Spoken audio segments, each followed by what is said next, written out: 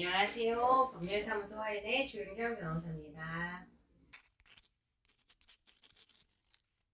요새 문의가 종종 들어오는 사안 중에 하나인데, 임대인이 임대차 계약 6개월 전부터 해지 통지를 이제 받아주셔야 되는데, 임차인들이 해지 통지를 시작할 수 있는 기간이 만기로부터 6개월 이내부터거든요. 그래서 연락을 취할 때 상대방 임대인이 연락이 되지 않는다, 어떻게 해야 되냐라고 했을 때 이런 유형들이 최근에 사망하신 경우도 봤어요. 그러니까 사망하신 경우는 그 상속인들이 자동적으로 임대인의 시일을 승계하기 때문에 그 상속인들을 찾아서 해지 통지를 하셔야 되고, 만약 그 상속인들이 찾아지지 않는다면은 결론적으로는 소송을 통해서 찾아서 소장으로 해지 통지를 하셔야 됩니다. 그리고 요새 전세 사기가 워낙 빈발하면서 임대인이 그냥 연락이 안 되시는 경우도 많아요. 그리고 그 중에 저희 사건들에 요새 나타나는데 임대인들이 구속이 되어 있는 경우도 있습니다. 이런 구속되어 있는 경우는 수용번호나 사건 관련 검색을 해서 어디 구치소에 수감되어 있는지를 찾을 수 있는데, 전국적으로 임대인이 통지를 받지 않는 경우에 해지 통지를 해서 보증금 반환을 받을 수 있냐라는 문의들이 최종적으로 같은 답변을 드릴 수가 있습니다. 보증금 반환 청구 소송, 우리나라 소송 제도는 상대방이 이 소장을 받지 않더라도 공시송달 제도라는 것이 있어서 공시로 상대방한테 연락이 안 된다 하더라도 법원의 일정한 게시 요건하에 소장이 도달한 것으로 간주를 시켜서, 그래서 그에 따라 소장도 받았고 답변서도 받았고 내가 일방적으로 소송을 통해 판결을 받아낼 수가 있습니다.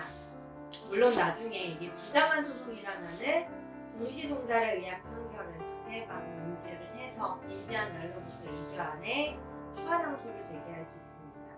그렇지만 지금 주로 말씀드리는 보증금 반환 청구 소송의 경우에는 부당한 소송은 사실 아니고 회피를 하는 경우에 그 임대인한테 강제적으로 소송을 통해 판결을 받을 수 있냐라는 문의드린 거죠. 그거 가능합니다. 가능하고 공시송달의 재판을 통해서는 법원에는 한 번 출석을 하셔야 됩니다. 그 공시송달에 의한 재판이 한 번은 기일이 열리거든요. 그래서 그냥 무단으로 내가 보증금만 받고 이거를 퇴거를 안 했는데도 받을 수 있냐 그런 건 아니고, 그 임대차 보증금 반환의 요건을 맞췄는지는 판사님들이 다 요건 검토를 하십니다. 그래서 내가 해지 통지를 소장으로 해서 그로부터 상결이 되었는지 그런 부분들은 일종의 요건 검토는 돼서 판결이 이루어지고, 퇴거를 하셨다면은 이자 청구하실 수가 있고, 퇴거를 하지 않았음에도 이자를 붙여서 청구하는 사안은 그 퇴거하였다는 입증 자료를 제출하라는 보정이 나오거든요. 그래서 그냥 은근슬쩍 이자를 받는 판결을 받을 수 있냐는 건 아니고, 요건 하에 그에 맞는 판결을 임대인 없이 받을 수 있고 집행을 진행할 수 있습니다. 주택이라고 한다면은 계약을 그 기간 뒤에 갱신할 경우에 이게 갱신이냐 재계약이냐가 굉장히 중요합니다. 자동으로 갱신 종전 조건대로 갱신하는 경우는 2년의 종전 조건대로 묵시적 갱신도 될 수 있고, 또는 그냥 갱신을 하자라고 얘기를 할 수 있지만, 재계약이라고 한다면은 1년만 재계약하는 걸로 임대인과 임차인의 협의 하에 그거를 지금 묻자, 그런 크로스 계약 같이 1년으로 이제 묻자라는 서로의 약정이 있으면 사실 1년은 지켜줘야 되는 거고, 주택임대차보호법에 따라서 계약갱신 요구권 행사를 할 수 있으면은 종전 조건에서 5% 인상하는 그런 조건 하에 2년의 갱신을 주장을 할 수가 있습니다. 따라서 지금 문의 주신 경우같이 1년마다 5%씩 계속 인상을 하는 거를 주택에서 주장을 임대인이 하실 수 있냐라고 한다면은 이게 사실 가능합니다.